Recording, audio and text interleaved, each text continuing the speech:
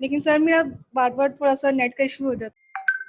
We are to discuss the first question of Seamus Sene, and right now we are going to, you can say, recall all those, you can say, discussions which we've done when we were going through the summary of redress of poetry. Here we are to revise those aspects again,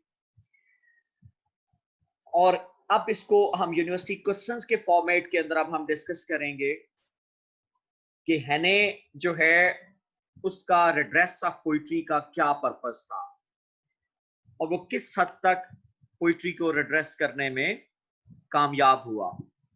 यहाँ हमारे वही तमाम stands हैं जो यहाँ पे अब हम लोग डिस्कस कर रहे होंगे। जी, The subject that Seamus Sene has treated, the redress of poetry, is not a new subject. हाँ, ये The बात हम nature and पहले भी purpose of डिस्कस कर poetry. चुके थे कि ये बिल्कुल नया नहीं है। इससे पहले इसके ऊपर बहुत ज्यादा काम हो चुका था, लेकिन आज के जदीद दौर के अंदर जो उसकी अप्रोच है वो प्योरली साइंटिफिक है, बहुत शानदार अप्रोच है, जिससे वो चीजों को एक प्रॉपर और स्मूथ लाइन में हमारे सामने डिस्कस करता हुआ दिखाई देता है। जी,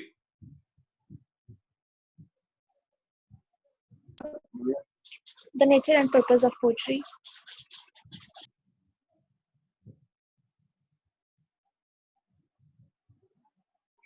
The nature and purpose of poetry has been subject of practical importance to everyone who has an interest in poetry.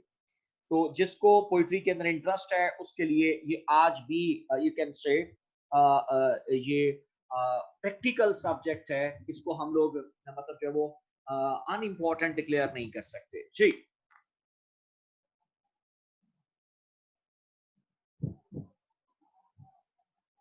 Bye redress, By redress, Henny means reparation, satisfaction, and compensation. satisfaction, compensation, कि अगर आप मतलब किसी चीज को गलत उसके साथ सलूक कर दे तो उसकी तलाफी के लिए आप जो रिपरेशन करते हैं, सेटिस्फेक्शन और कंपनसेट करते हैं for a wrong sustained or loss resulting against, to raise again to an upright position, कि जो upright position है उस हवाले से जो भी stance होगा उस हवाले से जो बात करना है, that is what we call, you can say, उसको हम लोग redress कहते हैं। और जब हम लोग डिस्कशन भी कर रहे थे तब भी मैंने ये मीनिंग जो थे, जो डिक्शनरी मीनिंग थे, वो मैंने आपके साथ शेयर किए थे। Rise again an upright position, this is the dictionary definition, और ऑक्सफोर्ड इंग्लिश डिक्शनरी ने इस डेफिनेशन को मतलब जो है वो जो था वो डिफाइन किया था। जी, The word redress means to correct something, but that is unfair or wrong. By redress, we also mean consolation, compensation, comfort, and reassurance. Comfort और रीअश्योरेंस, कि हम उसको कंसोल करते हैं, कंफर्ट करते हैं, कंपनसेट करते हैं और हम रीअश्योर करते हैं कि दोबारा इस तरह का कोई भी गलत काम जो है वो तुम्हारे साथ नहीं होगा। जी, So redress of poetry means to remove or correct those false notions that have been created in the mind. हाँ, In his essay, The Redress of Poetry, मतलब जो है वो false notions हैं, वो false ideals हैं जो कि that have been created in the mind. So in his essay Redress of Poetry, Hannay builds different assumptions, कि वो different assumptions को build करता है for the redress of poetry. The question about the redress of poetry means whether poetry can give any confidence, कि क्या poetry जो है वो कोई confidence दे सकती है, whether poetry can give man some assurance, कि क्या वो किसी इंसान को कुछ assure कर सकती है, can give some assurance. The question is whether poetry is a useful activity in the present situation, कि क्या आज के इस दौर के अंदर poetry useful है या useless है। The question is whether poetry is an aesthetic work or pragmatic work, कि क्या ये सिर्फ जमालियात से रिलेटेड, मतलब जो खूबसूरती है ये उससे रिलेटेड है, या आज इसकी प्रैक्टिकलिटी जो है वो आज भी मौजूद है, या आज भी इस हवाले से हम लोग मतलब जो है वो ये समझते हैं कि ये पोइट्री जो है वो जैसे एक यूजलेस एक्टिविटी है, as it has been stated, जो है वो जैसा कि प्लेटो ने इसके ऊपर चार्जेस जो थे वो लगाए थे। जी, there have been a lot of discussion whether poets and poetry are of any use in the complexities and miseries of life or not. कि lot Some of are of discussions over there कि poets और poetry जो है वो किसी इस्तेमाल की है in the complexities and mysteries of life, or poetry are of any use in the जो है some are of the view that the poets are worthless people. ये बहरहाल charges हैं और they have just pack of lies कि मतलब जो poetry को पैक ऑफ लाइज झूठ का मतलब जो है और इसको ये भी कहा जाता है कि it's wine of devil, poetry is a wine of devil. तो ये मतलब इस तरह के चार्जेस जो पोइट्री के ऊपर लगाए जाते हैं और मतलब इस तरह से जो है वो पोएट्स को डिग्रेड किया जाता है कि वो वर्थलेस पीपल हैं, दे आर आइडल और सम कंसीडर देम, और लेकिन इसके हवाले से कुछ ऐसे लोग भी हैं जो उनको एसेंशियल समझते हैं और वो तसव्वुर करते हैं कि ये नीड ऑफ लाइफ है। जी बेटे। right from the beginning, poet has been condemned as idle people. They are generally considered to be worthless. So Hannay, as a defender of poetry, and he gives some lively ideas to prove his viewpoint. He has been quite successful in defending poetry.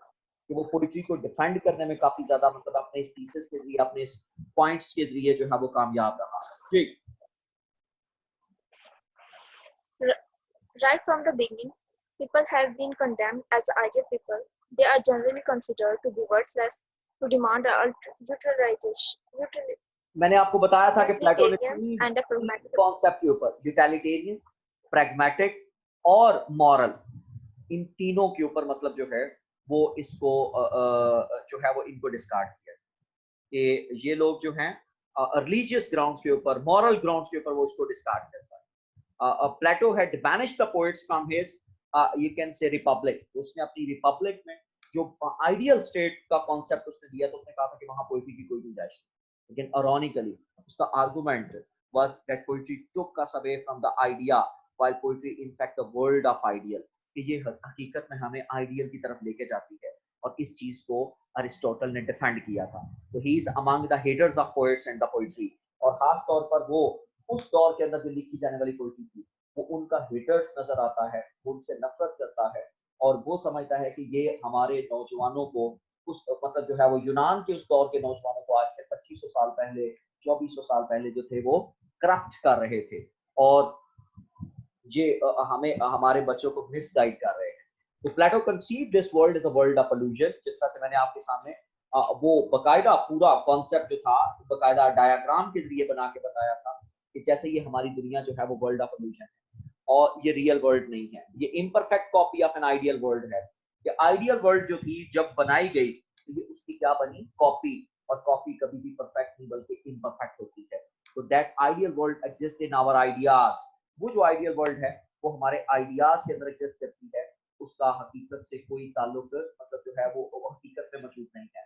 और जो ही आप ideal world को किसी भी चीज को तहलील करते हैं तो वो आपको मतलब जो है वो डिस्ट्रैक्ट करती है। तो इसी वजह से वो that's why it is called ideal belonging to the idea. तो इस वजह से वो उसको कहता है कि ये आइडियल है क्योंकि ये आइडिया के साथ है। तो in his ideal republic Plato would allow only those people who may take us to perfection, कि वो सिर्फ उन्हीं लोगों को इजाजत देगा जो हमें परफेक्शन की तरफ लेके जाएंगे। परफेक्शन से बाहर जो लोग होंगे वो मतलब उनको मतलब हमारे साथ एसोसिएट नहीं करेगा। तो मतलब वो कहता है कि वो ऐसी चीजें, और इस हवाले से वो फिलॉसफी को मतलब जो है वो प्रमोट करता है क्योंकि फिलॉसफी जो है वो इंसान को वर्ल्ड ऑफ आइडियल की तरफ, आइडियलिज्म की तरफ जो है वो लेकर जाती है और आप परफेक्शन तक पहुंच सकते हैं। जबकि पोएट जो है they make you idle. Ji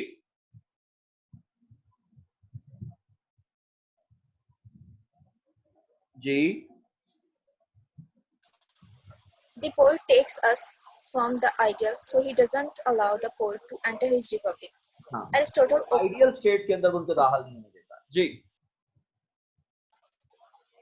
Aristotle opposed his teacher and he said that the poet had a vision and in our appearance he saw our ideals. हाँ, तो When वो he हमारी gave इस वजह से great teacher but ungrateful pupil, ये Aristotle को कहा जाता है। और क्यों कहा जाता है? Because he discarded the ideas of his you can say उसने अपने टीचर के आइडियाज को डिस्कार्ड किया था। तो he said that poet had a vision and in our appearance he saw our ideal, कि वो मतलब जो है वो had a vision, and in our appearance he saw our ideal. When he makes our portrait, he does not simply copy the features, कि वो features को copy नहीं करता, he actually draws the character, कि वो उसके अंदर जो स्पिरिट है, वो जो करेक्टर है, वो उसको ड्रा करने की कोशिश करता है.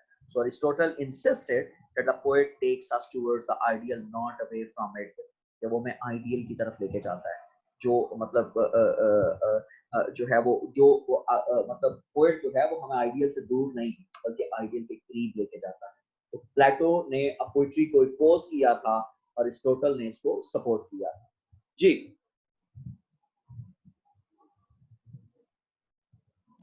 Aristotle was the view that the poet was essential to keep balance in the society.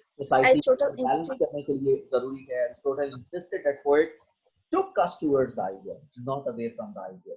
तो ये हमें आइडियल की तरफ लेके जाते हैं, आइडियल से दूर नहीं. There were others also who kept defending poetry against all kinds of objections. Ji.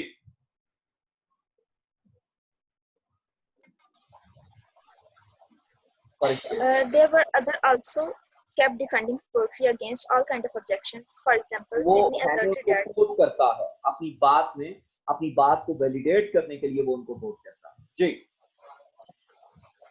Sidney asserted that the poet takes us to the ideal. So did हमें आइडियल तक लेके जाती है और वो आइडियलाइज्ड पोजीशन में हमें फॉल करवाती है. जी. So did Shelley support poetry because they reached the perfect. Oscar Wilde said that life should imitate art because art presents the perfect. तो आर्ट के अंदर हम लोग परफेक्शन ऑफ लाइफ को देख सकते हैं. तो आर्ट रिप्रेजेंट द परफेक्ट, ये इमिटेट करता है इसी परफेक्शन को. जी. Matthew Arnold went to the extent of saying that all that now goes in the name of religion or philosophy will be replaced by poetry. तो जो कुछ आज religion philosophy के नाम पर है, ये एक वक्त आएगा कि मतलब जो है वो इसको पोएट्री जो है वो रिप्लेस कर देगी. और ये मैथ्यू आर्नल्ड का कहना था, ये बात मैंने उस वक्त भी आपको कही थी, क्योंकि रिलीजन और फिलॉसफी आज ये मतलब रिलीजन वो समझता है कि ये इंसान को जोड़ते नहीं है बल्कि डिस्कनेक्ट करते हैं, और फिलॉसफी जो है वो इनविजुअस है. वो मतलब आज इस तरह से लोग मतलब जो है वो नहीं सोच पाते. तो वो कहता है कि पोएट्री के अंदर ये दोनों चीजें मौजूद, और पोएट्री जो है वो कंसोल करती है उन तमाम यू कैन से इन्फ्लिक्ट्स पर जो रिलीजन और फिलॉसफी के हाथों इंसान को लगे हुए. जी. Poetry will perform the role of religion. It will show the man right path and it will bring consolation to the man. Poetry has a power of sustaining man in difficulties. This is the thesis of Heine, that is the present world only poetry can save man. ये present world में सिर्फ poetry है जो इंसान को save कर सकती है, और this he calls redress of poetry. जी. Others have said the same thing in a more straightforward way. Sidney wrote an apology for poetry. A poet is a writing girl who sits in darkness, who sit in the darkness and sing to cheer its own solitude. यानी कि poet जो है वो किसी के लिए नहीं मतलब जो है वो लिखता. पोएट जो है अपनी तन्हाई को दूर करने के लिए he sings in the darkness with sweet songs. His auditors are ex-men. के जिस तरह से नाइटिंगेल के जो ऑडिटर्स हैं उसका गाना सुनने वाले थे वो एक्स-मैन हैं, and tranced by the melody of unseen musicians. और जो ही वो बुलबुल का वो गाना सुनते हैं वो वहां पर उनके ऊपर एक ऐसा जादू तारी हो जाता है कि who the feet they're moved and softened yet know not whence and why. और वो उनको ये पता ही नहीं चलता कि ये गाना जो है वो कहाँ से आ रहा है, ये म्यूजिक ये अननोन म्यूजिशियन जो है वो कौन है, और वो किस तरह से हमारे दिलों के अंदर जो है वो अपनी बात को पहुंचा रहा है. तो ये क्रेडिट जो है इसी तरह से पोएट का काम है कि पोएट भी जो लोग हैं वो जो पढ़ने वाले हैं उनके दिलों को क्या कर देती है, सॉफ्टन कर देती है. जी. He may make a fresh attempt to defend poetry in this age of science and technology, when everyone is becoming a utilitarian and even education has been commercialized. हाँ, तो जब हर कोई यूटिलिटेरियन हो रहा है और एजुकेशन जब वो कमर्शियलाइज्ड हो चुकी है तो हैने उस दौर के अंदर भी पोएट्री को डिफेंड करता है. Poetry and philosophy are now considered the idle mental luxuries While commerce, computer, and business administration have given the name of education, and he starts his thesis by distinguishing two planes of existence के किस तरह से दो मतलब जो existence की जो planes हैं, जो दो मतलब दुनियाएं हैं, वो कैसे आपस में उनको वो connect करता है। उस हवाले से वो अपनी point squarings की मिसाल देता है जो मैंने आपके साथ डिस्कस की थी। जी। He referred to his own twin squarings, which tell the story of an aggregating हाँ, that comes on the earth. एक दूसरी फिगर जो है अर्थ पर आता है, लेकिन वो यहाँ पे नहीं रुक पाता। हाँ, उसे लगता है कि जैसे एक वक्त आएगा कि वो इंसानों के अंदर डूब के रह जाएगा। तो the world of apparitions is one plane of existence, कि ये दुनिया का एक रुख है, और while the human element is an other plane of it। और ये क्रेडिट पोएट को जाता है कि वो अपने मतलब जो कॉन्सेप्ट के अंदर जो है उसको आवाज देता है कि किस तरह से ये दो दुनिया जो है वो अलग-अलग मतलब जो है वो चल रही हैं, पैरेलल चल रही हैं, लेकिन ये दोनों एक दूसरे के अंदर मदगम नहीं होते। ठीक। The next point he quotes is George Herbert's bullet, which suggests that the mind and aspiration of human beings turn toward the heavenly in spite of all failure and penalties of being upon the earth. These two dimensions of reality can be brought to reconcile with each other. This can be done by इनको reconcile किया जा सकता है एक जगह पे। और पुली की मिसाल जो जॉर्ज हर्बर्ट की जो पुली है वो यही कहती है कि the mind and aspirations of human beings, कि इंसान जब मतलब जो है जब इस दुनिया की मुश्किलात में से गुजरता है तो फिर असल में यही है कि आपको मतलब इस वजह से कि ताकि आपको ऊपर उठाया जाए। तो ये जो डायमेंशंस हैं कि किस तरह से मतलब जो फार फेस्ट कंपैरिजन के जरिए मतलब ये हमें बतलाया जाता है कि किस तरह से इंसान की जो मुश्किलात हैं वो उसको मतलब जो है वो और ज्यादा मतलब जो है वो करीब करती हैं खुदा से। The two dimensions of reality can be brought to reconcile with each other. This can be done by poetic sense. ये poet की छठी हिस्सा है, which provides the passage from the domain of the matter of fact into the domain of the imagination. Ji. His opinion that the world of reality and the world of imaginations are two different worlds, but they depend upon each other and they reinforce each other. और poet उसके margin पे खड़ा होता है, border line पे खड़ा होता है। ना तो वो मुकम्मल तौर पर वर्ल्ड ऑफ इमेजिनेशन में है और ना वो मुकम्मल तौर पर वर्ल्ड ऑफ रियलिटी के अंदर जो है वो मौजूद है, बल्कि वो इनके मार्जिन पे फॉल करता है और वो मार्जिनलाइज्ड मतलब जो है वो वहां पे मौजूद होता है। तो इस तरह से हम लोग ये ऑब्जर्व करते हैं कि एक पोएट जो है वो वर्ल्ड ऑफ रियलिटी और वर्ल्ड ऑफ इमेजिनेशन जो है वो इन दोनों दुनियाओं के मतलब जो है वो मौजूद होता है और वो इन दोनों को आपस में कनेक्ट करता है। जी। This is the subject of his point squarings. He further added that there are two worlds over everyday world and the world of visionary crew. Then he gives the example. मतलब जिसको एक तुरंत तश्तरी जो है वो आती है इस दुनिया के अंदर और उसमें से कुछ लोग जो हैं वो इस दुनिया को नजारा करके वापस चले जाते हैं और इस वजह से वहां पर नहीं रहते क्योंकि उनको लगता है कि जैसे वो इंसानों की दुनिया में आके कहीं गुम ना हो जाए। Then he gives the example of pulley. The pulley is a parable, a moral story. There is a mystic and religious touch in the story. God created restlessness in the mind of man. कि उसने इंसानी दिमाग के अंदर जो वो restlessness create की है in spite of all the pleasures and pains of life. और वो मुसलसल क्या करता है कि उस रेस्टलेस की वजह से वो बेहतर से बेहतर की तलाश में आगे बढ़ता है। जी।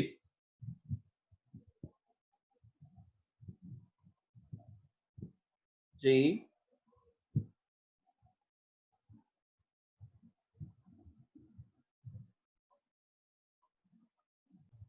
जी।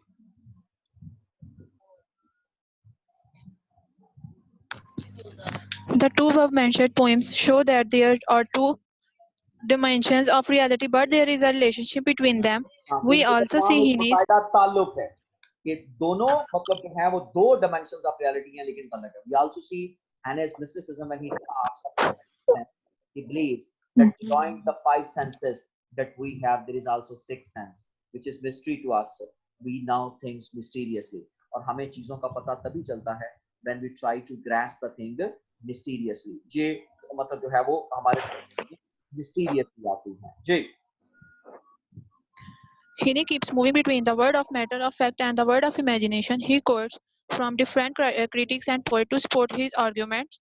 He brings an example from Robert Frost and then he quotes another writer, Pinksy. हाँ, वो example Robert Frost जो है वो इस तरह से Birches, sorry नहीं ये रॉबर्ट फ्रॉस्ट की पॉइंट, इस तरह से वो एक और पॉइंट जो है वो हम कोट कर सकते हैं, that is what we call, yes, that is you can say purchase.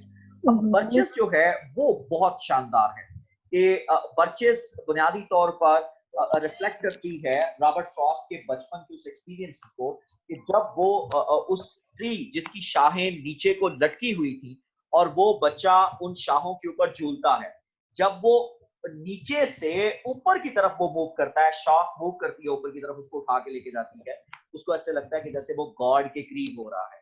जो ही वो शाख नीचे आती है उसको ऐसे लगता है वो गॉड से दूर हो रहा है। तो इस तरह से बर्चेस जो पोएम है, जो रॉबर्ट फ्रॉस्ट की एक बेहतरीन पोएम है, वो भी इस तरह से इंसान और उसकी जो वर्ल्ड ऑफ इमेजिनेशन है और वर्ल्ड ऑफ जो रियलिटी है, उनको जो है वो आपस में कनेक्ट करने का एक बेहतरीन जो है वो हम इसको एग्जांपल के तौर पर कोट कर सकते हैं। He brings an example from Robert Frost and then he quotes another writer, Pinsky. Pinsky, responsibilities of the poet में कहता है, the poet has a responsibility to answer. He is to answer the question raised by life. कि जिंदगी ने जो सवालात उठाए हैं उसका जवाब वो देगा। जी। Life raises questions and poets give their answers. This makes Heaney a detective poet. He believes that poetry gives lessons. Moral message just he believes that poetry gives you can say lections, कि poetry जो है वो आपकी वो जो आपकी tensions हैं वो रिमूव करती है और ये आपको एक सोचने का एक नया नुक्ता नजर काम करती है। On the other hand, he believes that in mystic sense given by poetry, and on the other hand he believes in the didactic responsibility of the poetry, कि जहाँ सिक्स सेंस मौजूद है, जहाँ चीजों को परसीव करने के लिए एक नया और अछूता एंगल जो है वो पोएट लेता है, उसी तर्ज के साथ पोएट के पास जो है वो क्या मौजूद है, वो बुनियादी तौर पर डाइडेक्टिसिज्म जो है वो मॉरल मैसेज को मद्देनजर रखता है। तो हैने की ये प्रोज जो है वो रोमांटिक और क्लासिकल दोनों चीजों का इजहार करती है। जी। Seamus Heaney defends poetry on the ground of its utility. He says that the word of imagination and the word of fact are two aspects of reality, or both, and both are equally important. They are complementary. They are complementary. Each is incomplete without the other. Poetry cannot be reduced to bare facts. So poetry focuses from delight to wisdom. कि वो हमें पहले delight देती है फिर wisdom, not from wisdom to delight. उसका message count नहीं होगा। अगर विजडम टू डिलाइट की तरफ जाएगी तो मैसेज हार्श हो जाएगा। The world of poetry is an answer to the world of facts. Poetry answers the question life raises. और जब चिल्ड्रन एक प्ले हाउस बनाते हैं, ये मतलब एक आइडियल हाउस की एक मिसाल है। तो art shows what life ought to be. Art हमें बताती है कि जिंदगी कैसी होनी चाहिए। Hannah gives precise example to support his statement. Here he gives an example from Thomas Hardy's poem Afterwards. He says, the poet tries to answer the questions raised by life. Life creates anxieties. Poetry tries to relieve them. G. Life disturbs, but poetry consoles. The frontier of writing. The frontier of writing is the state in which art is created. The frontier of writing वो है कि जिसमें art को तहलीक किया जाता है. It is when the poet is in between the outer world and the inner world. वो world of reality और world of imagination दोनों के दरमियान होता है. The poet becomes creative when he is half asleep and half awake. एक उसकी hypnological state है, वो एक तरह से poetic frenzy में से गुजरता है.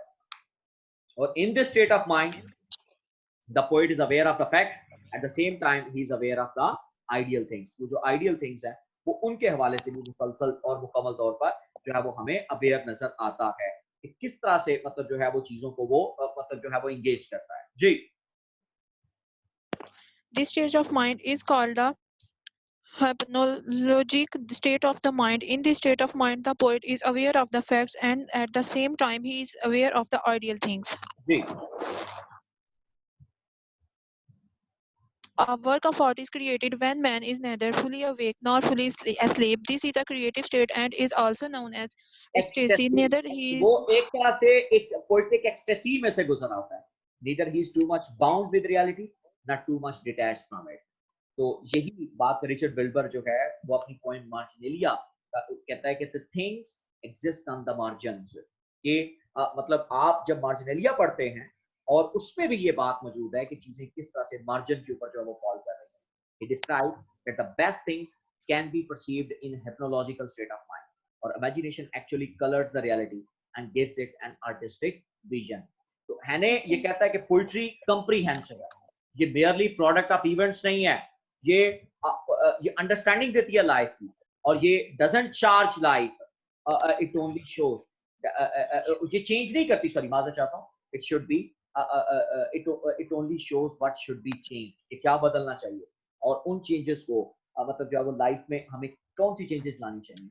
It tells that man is savage, cruel, good और bad, but it does not tell how these qualities can be removed or controlled. In qualities को किस तरह से remove किया जा सकता है या control किया जा सकता है. In simple word, poetry shows the way. इस तरह से poetry man के मुतल्लिक है. It promotes love of man. Politics इंसान को divide करती है, but poetry इसको connect करती है, sympathy दिखाती है. Politics जो है वो मतलब tells us that some people deserve our sympathy, कुछ हमारे दुश्मन हैं, जबकि पोएट इकबाल सिर्फ हमारा नहीं है, इकबाल पूरी दुनिया है. Politics forces people to kill other. If poetry becomes politics, then it is not poetry. ये propaganda होगा. तो हैने डिफेंड करता है पोएट्री को, इसके जो एडवांटेजेस हैं. Number of advantages, it also has another advantage because of its rhyme and rhythm, जो इसकी काफिया रदीफ है, and a playable art of words. Man comes to wisdom through delight, not derived from wisdom. Man studies poetry to amuse himself, कि वो अपने आप को खुश करता है, to satisfy his soul, but in his psychological state he gets wisdom as well. तो poetry जो है वो playable study of life है ने मतलब इस हवाले से वो एक और पॉइंट लेता है, in a joint effort of the reader and the writer, कि ये मतलब जिस तरह से मैं अभी बता रहा था प्रीवियस सेशन के अंदर, किस तरह से ये रीडर और राइटर को आपस में कनेक्ट करती है. और रीडर और राइटर बयाक वक्त जब पोएट की वो पोएट्री पढ़ता है तो ऐसे लगता है जैसे वो यही कहना चाह रहा था, ये रीडर के दिल की आवाज है. तो poet echoes the feelings of the reader. The poet must be integrated with the society, he must feel what others feel. And here quotes George Luis Borges, who says the taste of apple lies in the contact of a fruit with the palate. The sweetness of the fruit depends upon the fruit as well as upon the palate. The beauty of the poetry depends upon the poet as well as upon the reader. तो ये इस तरह से उसने इसका defence किया, मोर और less उसने उन तमाम चीजों को हमारे सामने डिस्कस किया कि जो पोइट्री और के लिए मतलब पोइट्री आज के दौर के अंदर जो किस तरह से जरूरी है, और हम इसको आज भी किस तरह से एंगेज कर सकते